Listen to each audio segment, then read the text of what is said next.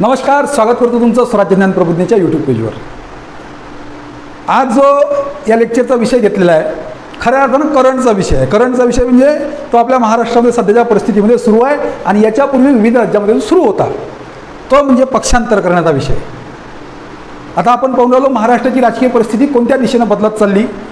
आज कोण आमदार गेले, कोण कोणाला घेऊन गेले हे काही तुम्हाला सांगण्याची गरज नाही. टी व्ही तुमच्या घरी, टी व्ही आमच्या घरी, तुम्ही पाहता, आम्ही पाहतो. आणि हे सगळं गेल्या 4-5 दिवसापासून सुरू आहे. गेले ना आले.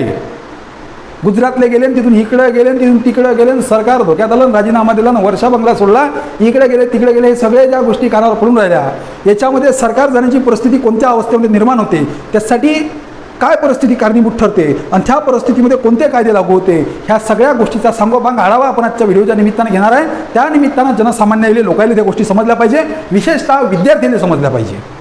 जे पोरं आता पुढच्या काळामध्ये स्पर्धा परीक्षा देणार आहे त्या पोरांसाठी पक्षांतरबंदी कायदा म्हणजे 10वी अनुसूची संविधानाची हे अत्यंत महत्त्वाची आहे. याच्यावरती इतिहासामध्ये या टॉपिकवरती प्रश्न आलेले आहे.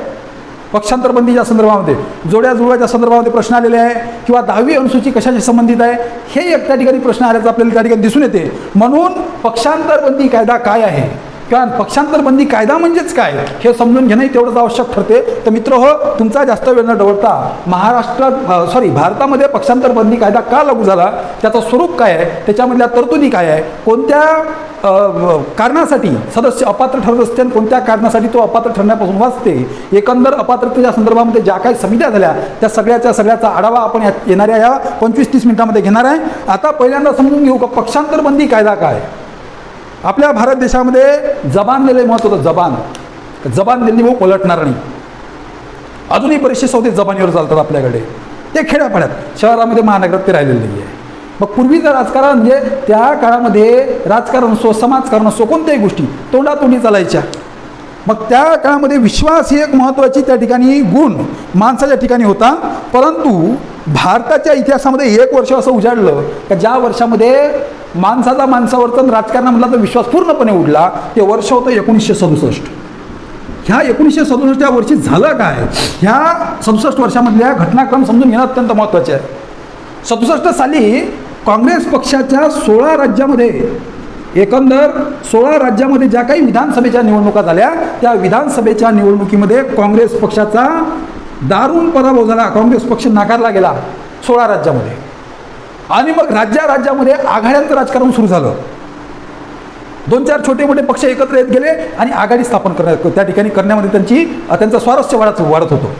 आपण महाराष्ट्रामध्ये पाहिलं, महाराष्ट्रामध्ये जशी महाविकास आघाडी या 3 छोट्या पक्षांची आघाडी निर्माण झालेली होती, तशा प्रकारच्या आघाड्या 1967 मध्ये 16 राज्यांमध्ये, एकंदर 16 राज्यामध्ये अशा छोट्या मोठ्या आघाड्या सुरू व्हायला लागल्या. आणि या आघाड्या होत असताना या 67 ते 1971च्या कालखंडामध्ये जवळजवळ, आकडा लक्षात घेता, जवळजवळ 1900 आमदार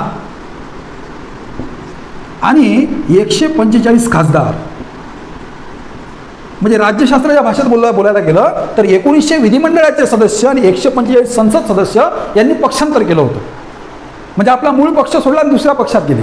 सगळं बेरजेचं राजकारण, सत्तांतराचं राजकारण त्या काळामध्ये होऊ लागलेलं होतं. 67-71 या 4 वर्षाच्या कालखंडामध्ये बघा, छोटा मोठा आकडा नाही आहे. 1900 आमदार आणि 145 खासदार पक्षांतर करून दुसऱ्या पक्षात जाणं म्हणजे.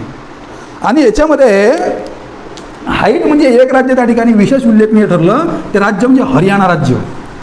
आता हरियाणा राज्य अलीकडच्या काळामध्ये क्रीडेसाठी प्रसिद्ध आहे. क्रीडेसाठी म्हणजे क्रीडा, त्या ठिकाणचे पहिलवान बनते. तिथचे पोरं पहा, आता जनरली माझ्यासारखा माणूस महाराष्ट्रातला 6 फुटाचा आहे, तिकडे 6.5-7 फुटाची उंच पोरं असते. एक दंड्या बॉडी. आपल्याकडं असं राहते सिंगल किडकिडीत महाराष्ट्राच्या भूमीमध्ये जन्माला, छत्रपती शिवरायाच्या भूमीमध्ये जन्मणारे तरुण कसे असले पाहिजे, कसे राहते, एवढीशीच कंबर आहे त्याची. आणि त्याचे स्टेटस पहा, मारून टाकीन कापून टाकीन. अबे तू किराणा दुकानामध्ये 3 किलोचा गोटा म्हणून उपयोगाला येऊ शकतो, तू मारून टाकीन कापून टाकीनच्या गोष्ट करतो. अशी आहे महाराष्ट्रातली भूमी. आणि त्या हरियाणाची भूमी पहा, त्या ठिकाणी पोरं स्पोर्ट्समध्ये कसं त्या ठिकाणी नावलौकिक मिळत आहे, कशा पद्धतीने ऑलिम्पिकमध्ये गोल्ड वगैरे मिळत आहे. हा काही आपला विषय नाही आहे आजचा, परंतु ओघाओघानं हरियाणाचं नाव निघालं म्हणून मला आपल्या इकडे दलिंदर आठवली. तर हरियाणा म्हणजे काय, तर हरियाणामध्ये बघा काय झालं होतं. या ठिकाणचा एक मुख्यमंत्री होता, त्याचं नाव होतं भजनलाल. या भजनलाल साहेबांना 1967 मध्ये भजनलाल साहेब ह्या राज्याचे मुख्यमंत्री होते. मुख्यमंत्री हरियाणा राज्य, ह्या हरियाणा राज्याचे मुख्यमंत्री भजनलाल साहेब आणि याचं अख्खं मंत्रिमंडळ पुरंच्या पुरं पक्षांतर करून दुसऱ्या पक्षात गेलो. बरं, हिनं उंची अशी गाठली का एका दिवसामध्ये 3 पक्ष बदलले. 3 पक्ष, 3 वेगवेगळ्या आघाड्या केल्या. एक वेळ तर 9 तासात पक्ष बदलला, फक्त 9 तासामध्ये. म्हणजे ह्या पक्षातून त्या पक्षात उड्या मारण्याची स्पीड फक्त 9 तासामध्ये ह्या पक्ष सोडला दुसऱ्या पक्षात गेले. हे तर भजनलालनं फक्त एकच वेळा केलं. ह्या हरियाणामध्ये एक दुसरा माणूस होता ज्याचं नाव होतं गयालाल. ह्या गयालाल पहा, गयालाल मोठा विशेष महत्त्वाचा या ठिकाणी आहे. गयालाल हा जो आमदार होता, हा आमदार विशेष प्रसिद्ध होता ह्या पक्षामधून त्या पक्षात जाण्याच्यासाठी. याने एवढ्या उड्या मारल्या का भारताच्या राजकारणामध्ये मन प्रचलित झाली आयाराम आणि गयाराम. आपण पाहतो आयाराम गयारामाचं राजकारण. तर या गयाराम कुठून उत्पत्त झाला, तर या गयालाल या आमदारापासून. ह्या गयालालमुळे मन भारताच्या राजकारणाला भेटली आहे आयाराम गयारामची. हे सगळी अवस्था होती भारताचं राजकारण. त्या ठिकाणी काही कोणाला काही समजत नव्हतं. जसं आपल्याला समजून राहिलं का आता काय होऊन राहिलं, तशी परिस्थिती 67 ते 71च्या कालखंडामध्ये झालेली होती. आणि याच कालखंडाच्या नंतर पुढं 1985 राजीव गांधी साहेबाचं सरकार आलं. राजीव गांधी साहेबाच्या सरकारनं काय केलं, ह्या एक महत्त्वाचा विषय पक्षांतर बंदी कायद्याच्या संदर्भामध्ये आहे. राजीव गांधी साहेबाचं सरकार आल्याच्या नंतर त्याच्या लक्षात आलं का देशात हे जे काही तोडातोडीचं बेरजेचं राजकारण सुरू आहे, हे राजकारण काही उत्तम नाही. या कायद्याची गरज आहे देशाला आहे. म्हणून राजीव गांधी सरकारनं 52वी घटनादुरुस्ती घडून आणली. हे घटनादुरुस्ती होती 52वी. आणि वर्ष होतं 1 मार्च 1985. 1 मार्च 1985ला 52वी घटनादुरुस्ती घडून आली. आणि ह्या 52व्या घटनादुरुस्तीला पक्षांतर बंदी कायदा म्हणण्यात त्या ठिकाणी आलं. म्हणजे 52वी घटनादुरुस्ती डायरेक्ट पक्षांतर बंदी कायदा म्हणून ओळखली जाते. आमच्या MPSCच्या पोरांसाठी महत्त्वाचा प्रश्न आहे का कोणती घटनादुरुस्ती पक्षांतर बंदी कायदा म्हणून ओळखली जाते, तर बाबू जास्त 52 करत बसायचं नाही, डायरेक्ट उत्तर मारायचं 52वी घटनादुरुस्ती. ह्या 52व्या घटनादुरुस्तीच्या निमित्तानं झालं काय का भारतीय संविधानामध्ये 10वं परिशिष्ट ॲड करण्यात आलं. आपण पाहतो की भारतीय संविधानामध्ये एकंदर सध्याच्या परिस्थितीमध्ये जे काही 12 परिशिष्ट आहेत, बहुतेक 12 परिशिष्टापैकी हे 10वे परिशिष्ट भारतीय संविधानामध्ये ॲड करण्यात आले. हे 10वे परिशिष्ट पक्षांतर बंदीच्या संदर्भामध्ये आहे. पक्षांतर बंदीचे एकंदर जे काही कायदे कानून आहे, जे काही नियमावली आहे, ती 10व्या परिशिष्टामध्ये समाविष्ट आहे. त्याचबरोबरीनं या 52व्या घटनादुरुस्तीच्या निमित्तानं 101, 102 आणि त्यानंतर 190 आणि 191 या 4 कलमांमध्ये देखील बदल घडून आणण्यात आला. 10वे परिशिष्ट त्या ठिकाणी समाविष्ट करण्यात आले आणि या कलमांमध्ये बदल करण्यात आला. संविधानाचे हे जे अनुच्छेद आहे, यासाठी शुद्ध शब्द आहे कलमांसाठी अनुच्छेद. अनुच्छेद 101, 102, 190 आणि 191 या 4 कलमांमध्ये बदल घडून आणण्यात आला. आणि त्यानंतर खऱ्या अर्थानं भारतामध्ये पक्षांतर बंदीला मोठ्या प्रमाणामध्ये आळा बसायला सुरुवात झाली. आता पक्षांतर बंदी कायदा बऱ्याच वेळपासून मी कोकळून राहिलो, परंतु पक्षांतर म्हणजे काय गुरुजी हे तुम्ही समजून सांगा असा प्रश्न तुमच्या मनामध्ये निर्माण झाला असेल. तर पक्षांतर म्हणजे काय, तर एखादा व्यक्ती एखाद्या राजकीय पक्षाचा सदस्य असेल आणि त्या राजकीय पक्षाचा सदस्य असून त्या राजकीय पक्षाच्या चिन्हावर तो जर निवडून येत असेल आणि निवडून आल्यानंतर तो सभागृहाचा सदस्य म्हणून निवडून येत असेल. आता सभागृह या शब्दाचा या ठिकाणी अर्थ समजून घेणं गरजेचं आहे. सभागृह म्हणजे संसद आणि विधिमंडळामध्ये विधान परिषद आणि विधानसभा, संसदमध्ये लोकसभा आणि राज्यसभा या दोन्ही गोष्टी समावेश होतो. तर सभागृहाचा सदस्य म्हणून जर निवडून आला असेल आणि निवडून आल्यानंतर ती व्यक्ती मी पुढे सांगत असलेल्या कारणांपैकी अपात्रतेची कारणं सांगणार आहे, त्या कारणासाठी जर पक्ष बदल करत असेल तर त्याच्यावरती अपात्रतेची कारवाई केली जाते. म्हणजे तो जो एकंदर प्रकार घडून आणतो, म्हणजे एका पक्षामधून दुसऱ्या पक्षात जातो, त्यालाच पक्षांतर म्हटलं जातं. म्हणजे आपल्या सोप्या शब्दात सांगायचं झालं तर रिचार्ज एकाकडून करून घ्यायचा आणि मॅसेज दुसऱ्याला करायचा म्हणजेच पक्षांतर होईल. आपल्याकडंच ते तरुण पोराला माहीतच आमच्या का रिचार्ज भलताच करते 180 रुपयाचा आणि मॅसेज भलत्यालाच जाते. हे जर होत असेल आणि त्या परिस्थितीमध्ये जेव्हा ब्रेकअप घडून येते तर त्यालाच अपात्रता याच्यामध्ये म्हणते. म्हणजे एका पक्षाचा सदस्य, सभागृहाचा सदस्य दुसऱ्या पक्षामध्ये प्रवेश घेत असेल आणि हे पहिल्या पक्षाच्या लक्षात आलं म्हणून पहिल्या पक्षाने त्याला अपात्र ठरवलं. एवढं साधं सोपं सरळ पक्षांतर आहे. परंतु त्याच्या तरतुदी काय आहे हे देखील या ठिकाणी समजून घेणं अत्यंत महत्त्वाचं आहे. म्हणून या पक्षांतर बंदी कायद्याच्या तरतुदी काय, कोणत्या कोणत्या कारणासाठी तो अपात्र ठरते हे आजच्या निमित्तानं समजून घेणं त्या ठिकाणी महत्त्वाचं आहे. अपात्रतेच्या ज्या काही अटी आहे त्या अटी अशा आहे का पहिली अट अशी आहे का जो सभागृह सदस्य आहे सभागृह सदस्य म्हणजे आमदार किंवा खासदार, हे गोष्ट लक्षात ठेवायची. त्याचा सभागृह सदस्य बा पक्षांतर करते तर आमदार कोण त्या ठिकाणी अपात्र ठरते असं होईल, असं नाही झालं पाहिजे. सभागृह सदस्य म्हणजे आमदार किंवा खासदार त्या विधिमंडळाचा. पहिलं कारण असं आहे का सभागृह सदस्य जर पक्षाच्या सदस्यत्वाचा त्याग करत असेल, पहिलं कारण आहे पक्षाच्या सदस्यत्वाचा त्याग. म्हणजे उदाहरण घेऊ आपण, काँग्रेस पक्षाचा एखादा सदस्य निवडून आल्यानंतर काँग्रेस पक्षाचा त्याग करत असेल तर त्या कारणासाठी त्याचं सदस्यत्व त्या ठिकाणी जाऊ शकते. तो आमदार म्हणून किंवा सभागृहाचा सदस्य म्हणून किंवा खासदार म्हणून राहण्यास त्या ठिकाणी अपात्र ठरतो. हे पहिलं अपात्रतेचं कारण आहे. सामान्यपणे हे घडून येत असल्याचं आपल्याला दिसून येत नाही. दुसरं कारण असं आहे की एखाद्या विशिष्ट परिस्थितीमध्ये पक्ष व्हीप जारी करते, व्हीप ज्याला निदेश म्हणते. प्रत्येक पक्षाचा सभागृहाचा नेता असतो, सभागृहाचा पक्ष प्रतोद असतो, तो पक्ष प्रतोद व्हीप जाहीर करतो. आता व्हीप सामान्यपणे मतदानाच्या संदर्भामध्ये जारी केला जातो. तो मतदानाच्या संदर्भात का जारी केला जातो हे आपण पुढच्या काळामध्ये पाहणार आहोत व्हिडिओमध्ये. तो व्हीप जारी करतो, त्या व्हीपच्या विरुद्ध जाऊन जर सदस्य मतदान करत असेल, म्हणजे बहुमताची परीक्षा त्या ठिकाणी व्हायची आहे, बहुमताच्या परीक्षेच्या वेळी काँग्रेसचा सदस्य जर शिवसेनेला मतदान करत असेल, म्हणजे आताच्या परिस्थितीत नाही, गृहीत धरा का शिवसेना भाजप युती आहे, काँग्रेस राष्ट्रवादी युती आहे, मग काँग्रेस पक्षाने किंवा राष्ट्रवादी पक्षाने त्या ठिकाणी व्हीप काढला की आपल्याला अमुक एक उमेदवाराला मतदान करायचं आहे, असा व्हीप सर्व सदस्यांसाठी काढला. मग एखादा सदस्य जर त्या व्हीपच्या विरोधात जाऊन मतदान करत असेल, म्हणजे काँग्रेसचा सदस्य भाजपले मतदान करत असेल, हे व्हीपचं उल्लंघन करत असेल किंवा आपल्याला काँग्रेसले मतदान करावं लागू नये असं जर त्या सदस्याला वाटलं आणि तो मतदानाला जर अनुपस्थित राहत असेल तरी देखील ते एक अपात्रतेचं कारण ठरू शकते. म्हणजे व्हीप न मानणे हे एक कारण त्या ठिकाणी अपात्रतेचं ठरू शकते. हे दोन महत्त्वाचे कारण आहे. आता आपण पाहतो ना, व्हीप काढला, आता त्याला मतदानच करावं लागते. तर व्हीप काढणं म्हणजे काय, निदेश देणं. त्याचा जो लीडर असते सभागृहाचा, त्या पक्षाचा, तो व्हीप काढते का तुम्हाला या ठिकाणी मतदान करायचं आहे आणि ह्या उमेदवाराला करायचं आहे. हे जर मानत नसेल, सभागृहामध्ये मतदान कसं होते, खुल्या पद्धतीनं मतदान होते, आपल्याकडे नाही होत. असं पेटार लावलं, पेटारच्या मागं गेलो, त्या ठिकाणी कमयाची बटन दाबली, त्या ठिकाणी काँग्रेसला सांगितलं मी काँग्रेसला मत दिलं, असं झालं नाही.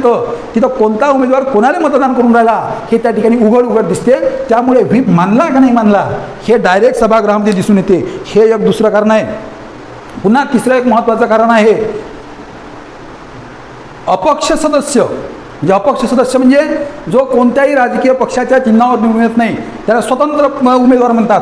तो अपक्ष उमेदवार किंवा अपक्ष सदस्य जर एखाद्या राजकीय पक्षामध्ये निवडून आल्यानंतर प्रवेश करत असेल, राजकीय पक्षामध्ये प्रवेश करत असेल कोण, अपक्ष सदस्य, तर या परिस्थितीमध्ये त्या अपक्ष सदस्याचे त्या ठिकाणी जे पद आहे, सदस्यत्व आहे, ते सदस्यत्व रद्द मानलं जातं, त्याला अपात्र ठरवलं जातं. म्हणजे असं नाही का इंडिव्हिज्युअल निवडून या त्यानंतर काँग्रेस पक्षाला, भाजप पक्षाला, सेनेला किंवा राष्ट्रवादीला जा, असं त्या ठिकाणी करता येत नाही. कारण अपक्ष पक्ष स्वतःच्या, अपक्ष उमेदवार हा स्वतःच्या प्रतिष्ठेवर निवडून आला असं त्या ठिकाणी समजलं जातं. त्याच्यामध्ये राजकीय पक्षाची कोणतीही भूमिका त्याच्या निवडून येण्यामध्ये नव्हती असं गृहीत धरलं असल्यामुळं अपक्ष सदस्य त्या ठिकाणी राजकीय पक्षामध्ये प्रवेश करू शकत नाही. जर केला तर मात्र तो त्या ठिकाणी सभागृहाचा सदस्य राहण्यासाठी अपात्र ठरला जातो. अपात्रतेच्या संदर्भामध्ये चौथा एक प्रकार पडतो, तो नामनिर्देशित सदस्याच्या बाबतीमध्ये. आपण पाहतो की राष्ट्रपती लोकसभेमध्ये 12 सदस्य त्या ठिकाणी नियुक्त करू शकतो. त्याचप्रमाणे राज्यपालाला देखील राज्य विधिमंडळामध्ये काही सदस्य नियुक्त करण्याचा अधिकार असतो. आता हे सदस्य बघा नियुक्त असल्यामुळे किंवा नामनिर्देशित असल्यामुळे ह्या नामनिर्देशित सदस्यांना त्या ठिकाणी सभागृहाचं सदस्यत्व प्राप्त झाल्याच्या 6 महिन्याच्या आत स्पर्धा परीक्षेच्या पूर्वानं बारीक पाहणं आहे. या ठिकाणी अत्यंत गरजेचं बारीक पाहणं की कोणत्या सदस्याला कधी अपात्र ठरवलं जातं हे सगळं त्या ठिकाणी आपण पाहतो की विविध विधानांचा परामर्श घेऊन आपल्याला उत्तर लिहायचं असतं MPSCमध्ये. त्याच्यामुळे याचा अतिशय डिटेलमध्ये आपल्या भाषेत सांगायचं तर बारीक अभ्यास असणं खूप गरजेचं आहे. आणि अलीकडच्या पुराला ते विषय जड जाईल. ते जड जाण्यामागं कारण काय का, आता पहा MPSCनं मर्यादा उठवलेली आहे. अटेम्प्ट किती द्यायची, किती वेळा परीक्षेला बसताना मर्यादा काढून टाकल्यामुळं आता सगळे MPSC फॉर्म भरून, आता काल परवा जागा निघाल्या, 800 जागा निघाल्या कंबाईनच्या ग्रुप बीच्या. आता फॉर्म भरण्याची संख्या वाढत. परंतु बाबा लक्षात घ्या का आपली जी डिग्री आहे आता अलीकडच्या पुरायनं, वाईट वाटलं त्या ठिकाणी मला फरक पडणार नाही, हे सत्य आहे का. एकंदर 6 सेमिस्टरपैकी 5 सेमिस्टर आपण ऑनलाईन दिले आणि आता जर आपल्याला PGसाठी जायचं असेल तर आपली अवस्था मोठी कठीण होणार आहे. अशा वातावरणातून आलेलो आपण MPSC या परीक्षेला त्या ठिकाणी चाललेलो आहे. आणि ही परीक्षा देत असताना आपल्याला एक गोष्ट लक्षात घेतली पाहिजे की MPSC आता डिटेलिंगवरती भर देते. डिटेल माहितीशिवाय आपल्याला MPSC देता येत नाही. त्यामुळे जे काही समोर आलो ते एक एक गोष्ट नीट आपल्या मेंदूमध्ये भरून घ्यायची आहे. हे वरवर चालत नाही. आणि MPSC डिटेल अभ्यास करणाऱ्या पोरासाठीच आहे. आता अलीकडे आपण पाहतो बरेच त्या ठिकाणी प्रकार जन्माला आलेले आहे. फेसबुक सोशल मीडियाच्या माध्यमातून आपण पाहतो बुद्धीची पार त्या ठिकाणी गहाण टाकली हो, विकून टाकल्यासारखी अवस्था झालेली आहे. म्हणजे अशा अवलादी जन्माला आल्या का इतिहासाच्या पेपरने राज्यशास्त्राच्या कॉप्यातून फेसबुकवर लिहिते आम्हाला चुकीचा इतिहास शिकवण्यात आला. अबे तुला का कधी इतिहास वाचलाच नाही, तुला कसं माहीत चुकीचा इतिहास कोणता ना बरोबर इतिहास कोणता? इतिहास चुकीचा नाही आहे किंवा जन्मच चुकीचा आहे. अमावश्याने जन्म झाला दलिंद्रातून, त्याच्यामुळे तुला सगळ्या गोष्टीवर प्रश्न त्या ठिकाणी निर्माण होऊन राहिले. आणि असे प्रश्न निर्माण होत असताना हे असे प्रश्न सोडू शकत नाही. मग आयुष्यभर बोंबलत हिंडता. बघा, नामनिर्देशित सदस्य जे आहे, नामनिर्देशित सदस्य म्हणजे राष्ट्रपती किंवा राज्यपाल नियुक्त करत असलेले सदस्य. हे सदस्य 6 महिन्याच्या आत जर एखादा राजकीय पक्ष त्या ठिकाणी धरत असतील म्हणजे त्याचे सदस्यत्व घेत असतील तर त्यांचं पद जे आहे किंवा त्यांचं सदस्यत्व कायम राहतं. 6 महिन्याच्या नंतर जर ते ठरवत असतील का एखाद्या पक्षाला आपण जाऊ बा, तर मात्र त्यांना अपात्र ठरवण्यात येतं. म्हणजे नामनिर्देशित सदस्याने पहिल्या 6 महिन्यामध्ये कोणत्या तरी राजकीय पक्षामध्ये प्रवेश करायला पाहिजे. त्यानंतर जर तो करत असेल तर मात्र त्याचं सदस्यत्व अपात्र त्या ठिकाणी ठरवलं जातं. हे सगळे अपात्रतेचे नियम होते. पहिला होता पक्षाच्या सदस्यत्वाचा जर त्याग करत असेल तर, दुसरा होता व्हिपच्या विरुद्ध जाऊन मतदान करत असेल तर किंवा मतदान करत नसेल तर, तिसरं होतं अपक्ष उमेदवार किंवा अपक्ष सदस्य जर त्या ठिकाणी राजकीय पक्षात प्रवेश घेत असेल तर, आणि चौथा आहे नामनिर्देशित सदस्य 6 महिन्याच्या आत जर राजकीय पक्षामध्ये प्रवेश घेत नसेल आणि 6 महिन्यानंतर घेत असेल तर त्याचं सदस्यत्व त्या ठिकाणी अपात्र ठरवलं जातं. हे 4 पैलू त्या अपात्रतेच्या संदर्भामध्ये आहे. तर अपात्रतेच्या अटी आपण पाहिल्या. अपात्रतेमधून सूट कोणत्या कंडिशनमध्ये भेटू शकते, म्हणजे कोणत्या कारणासाठी सदस्य अपात्र ठरू शकत नाही, हे एक आता महाराष्ट्राच्या राजकारणाची जर आपण पार्श्वभूमी मानली तर त्या अनुषंगानं आपण पाहू शकतो की कोणत्या कोणत्या कारणासाठी अपात्रतेतून सूट मिळते. पहिलं असं आहे का समजा सदस्याचा पक्ष जर विलीन होत असेल, म्हणजे आपण असं गृहीत धरू का ए पक्ष हा बी पक्षामध्ये विलीन होत असेल आणि ह्या दोघांचा मिळून एकच पक्ष होत असेल ए पक्ष, तर बी पक्षाचे जे काही सदस्य आहे हे बी पक्षाच्या सदस्यापैकी एखाद्या सदस्याला वाटलं की आपण स्वतंत्र म्हणून राहू तर तो स्वतंत्रपणे राहू शकते. त्याला त्या ठिकाणी अनिवार्य नसतं की त्याने देखील ए पक्षामध्ये जावं. म्हणजे त्या ठिकाणी त्याच्यावरती अपात्रतेची कारवाई केली जाऊ शकत नाही, तो स्वतंत्र राहू शकतो. ही एक त्या ठिकाणी कंडिशन आहे. दुसरी कंडिशन अशी आहे का एकंदर जर एखाद्या पक्षाचे जेवढे काही सदस्य सभागृहामध्ये आहे, म्हणजे असं गृहीत धरू की एखाद्या पक्षाचे 60 सदस्य सभागृहामध्ये आहे ए पक्षाचे. आता ह्या 60 सदस्यांच्या पैकी 2/3 म्हणजे किती गणताचा भाग आहे, 2/3 सदस्य म्हणजे 3 × 3 3 2 6 20 2 40. तर 40 सदस्य जर एकाच वेळी पक्षांतर करत असतील, किती 40 सदस्य एका वेळी जर पक्षांतर करत असतील तर त्या ठिकाणी त्यांच्यावरती पक्षांतर बंदीचा कुठलाही कायदा लागू होत नाही. मात्र अट अशी आहे की 2/3 सदस्यांनी एकाच वेळी पक्षांतर करणं अनिवार्य आहे. केवढ्या मोठ्या संख्येनं आम्हाला पक्षाची धोरणं पडत नाही, आम्ही पक्षांतर करू इच्छितो, त्यावेळी त्यांच्यावरती अपात्रतेची कारवाई केली जाऊ शकत नाही. त्याचबरोबरीनं आपण पाहतो की सभागृहाला एक अध्यक्ष किंवा सभापती असतो. आता कोणाचा अध्यक्ष असते कोणाचा सभापती असते हे काही त्या ठिकाणी समजून घेणं गरजेचं आहे. काही आमच्या महाभागाला ते माहीत नसते. आपण पाहतो की विधानसभेचा आणि लोकसभेचा त्या ठिकाणी अध्यक्ष असतो आणि विधान परिषद किंवा राज्यसभा यांना असतो सभापती. ह्या अध्यक्ष आणि सभापती पदावर जात असताना आता यांची निवड कशी होते हे एका वेगळ्या व्हिडिओमध्ये तुम्हाला सांगणार आहे समजावून. ते अध्यक्ष आणि सभापती ज्यावेळी ठरवले जातात, हे ठरवत असताना त्याची एक कंडिशन आहे का ज्या सभागृहाचा त्याला अध्यक्ष व्हायचा आहे किंवा सभापती व्हायचा आहे त्याचा तो सदस्य असावा, त्याचा तो सदस्य असला पाहिजे, अशी अट असते. त्यामुळे आता आपण पाहतो की विधानसभेचा समजा तो सदस्य आहे, त्याला अध्यक्ष म्हणून नियुक्त करायचा आहे. मग अध्यक्ष म्हणून नियुक्त करत असताना त्या अध्यक्षपदाच्या व्यक्तीला किंवा त्या सदस्याला आपल्या पक्षाचा राजीनामा द्यावा लागतो.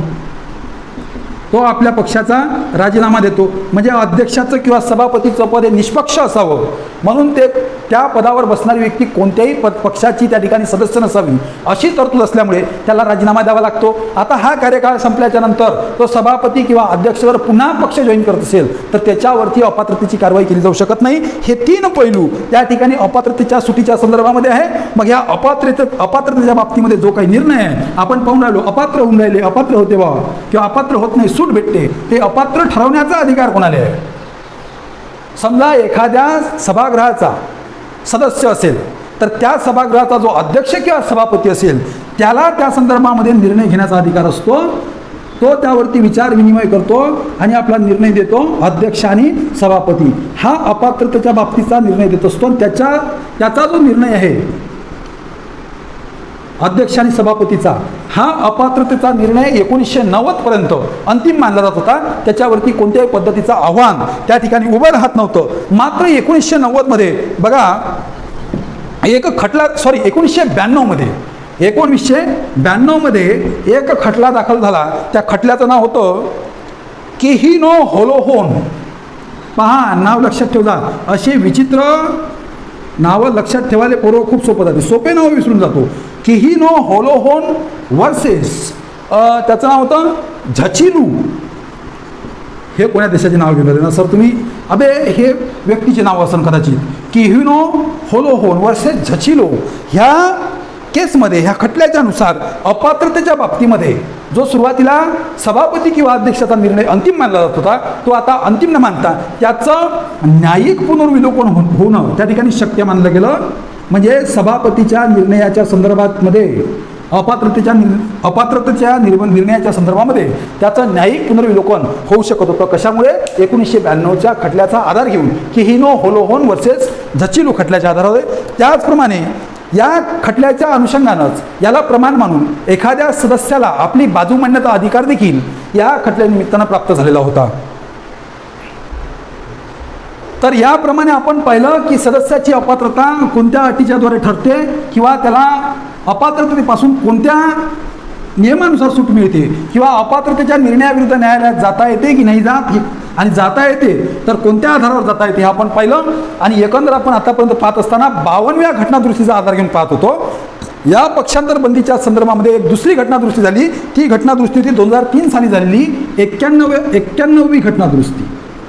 आता या 91व्या घटनादुरुस्तीनं काय केलं हे देखील आपण या ठिकाणी समजून घेणार आहोत. कारण पक्षांतर बंदी समजून घेतला तिचा सांगोपांग आढावा घेणं तेवढं गरजेचं आहे. नाही तर दोन तृतीयांश 1 तृतीयांश करून राहिले लोक पाहून राहिलो मी. ह्या व्हिडिओ बनवण्याची आयडिया तिथून आली.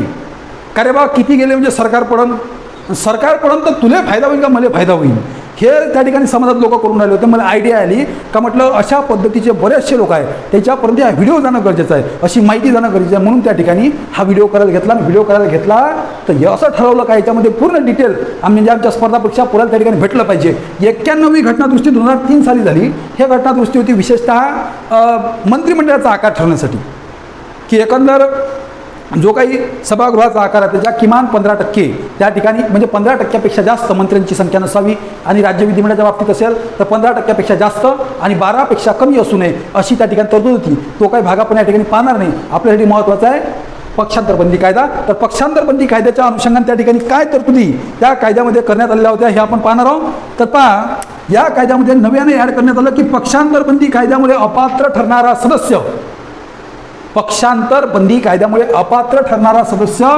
मंत्री तसेच राजकीय लाभाचे पद म्हणजे ज्या पदावरती त्याला पगार किंवा मानधन भेटू शकते आणि त्याचा खर्च जर सरकारवर येत असेल तर याही पदासाठी तो अपात्र मानला गेला. म्हणजे एखादा मंत्री जर पक्षांतर करत असेल तर त्याचं सदस्यत्व त्या ठिकाणी तर रद्द होईलच. त्याचबरोबर त्याचं मंत्रिपद देखील रद्द मानलं जाईल. मंत्री राहण्यास देखील तो अपात्र मानला जाईल. त्याचबरोबरनं इतर राजकीय लाभाच्या पदावरती तो राहू शकणार नाही. ही तरतूद 91व्या घटनादुरुस्तीच्या अनुषंगानं करण्यात आली. त्यानंतर आपण पाहतो की 52व्या घटनादुरुस्तीमध्ये 1/3 सदस्य, आता तुम्ही म्हणे 2/3 म्हणे म्हणा तर 2/3 होते. एक दुसरी तरतूद होती का 1/3 सदस्य एकंदर सदस्य संख्येच्या एक तृतीयांश सदस्य जर फुटीच्या आधारावर म्हणजे आम्हाला पक्षाचं पटून नाही राहिलं, आम्ही पक्षाकडून वेगळे चाललो किंवा वेगळा निर्णय घेऊ, हे एक तृतीयांश सदस्य त्या ठिकाणी फुटीच्या आधारावर वेगळा मार्ग त्या ठिकाणी धरू शकत होते. हे संरक्षण जे 52व्या घटनादुरुस्तीने दिलेलं होतं, हे 52व्या घटनादुरुस्तीने दिलेलं संरक्षण 91व्या घटनादुरुस्तीनं काढून घेण्यात आलं.